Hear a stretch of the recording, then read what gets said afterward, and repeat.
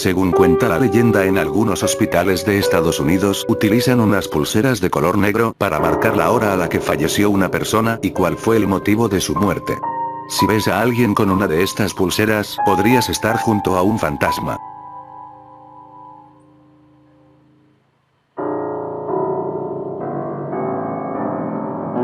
Thomas era un joven médico que trabajaba de interno en un frío hospital de Dakota del Norte.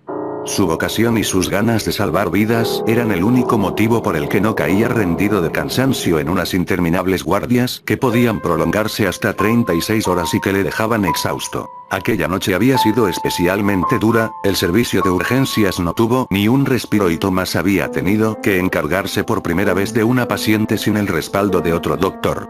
Luchó por la vida de la chica, que no debía tener más de 22 años, durante más de 2 horas, pero desde que llegó se había considerado un caso perdido y en el hospital decidieron priorizar a otros pacientes que tenían más posibilidades de sobrevivir.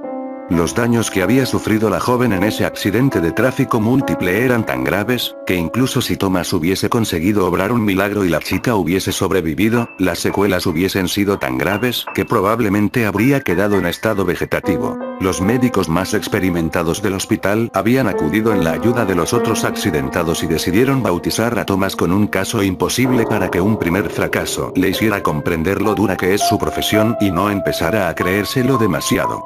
Además, priorizando a otros de los heridos, habían conseguido salvar la vida de 3 personas, en lo que había sido el peor accidente de tráfico que habían registrado las carreteras de la región en meses. Thomas era consciente de que la chica probablemente nunca tuvo posibilidades de sobrevivir, pero aún así se sentía destrozado por dentro y tuvo que tragar saliva para contenerse las ganas de llorar cuando le puso una pulsera negra a la fallecida.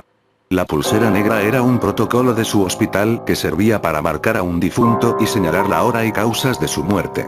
Normalmente eran las enfermeras quienes se encargaban de rellenar los datos y ponerle la pulsera antes de mandar a un cadáver a la morgue.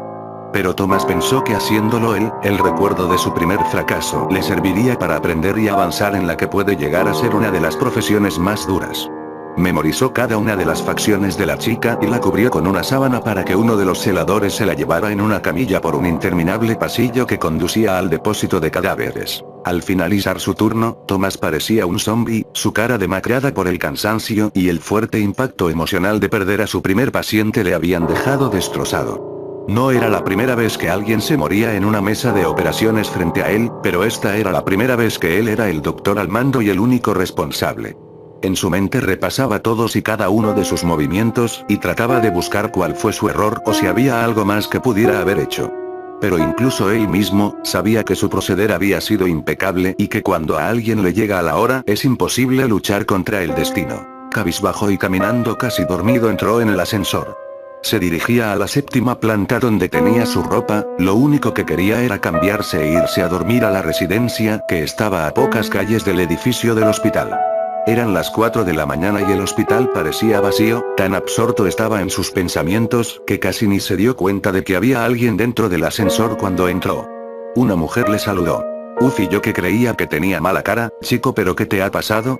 Thomas se giró y vio a una mujer de unos 40 años que le sonreía, estaba casi tan pálida como él y aunque no tenía muchas ganas de conversar la contestó.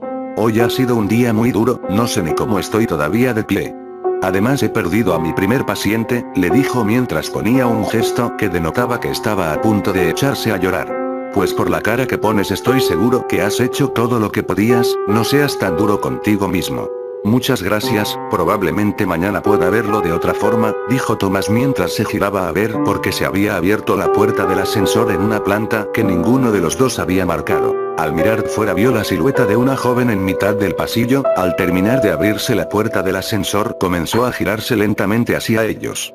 Thomas al ver la cara de la chica dio un salto hacia atrás y pegó la espalda a la pared del ascensor mientras señalaba a la chica que había fuera y trataba de decir algo sin conseguir articular palabra. De repente pareció recuperar el control de su cuerpo y se abalanzó hacia el panel del ascensor presionando repetidamente el botón que cerraba las puertas. La mujer que había en el interior del ascensor se quedó mirándole perpleja cuando la puerta se cerró cuando faltaba menos de 1 metro para que la joven que había fuera entrara en el ascensor. Esa chica, dijo tartamudeando del susto, yo mismo la vi morir, no pude hacer nada para salvarla y le puse esa pulsera negra. La mujer que se había mantenido pegada a la pared sonrió y mientras levantaba el brazo le preguntó: ¿una pulsera como esta? Thomas se giró a mirarla y vio como en su muñeca había una pulsera de color negro, idéntica a las que usan en el hospital.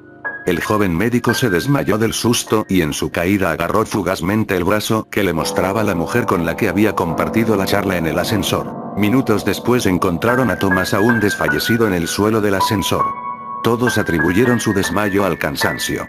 Pero él sabía que lo que había pasado era real, en su mano tenía una pulsera negra que había arrancado sin querer del brazo de la mujer que había en el ascensor mientras caía desmayado. Al revisar la pulsera pudo comprobar que la mujer había fallecido 2 años antes en un accidente de tráfico muy similar al de la chica que quiso salvar.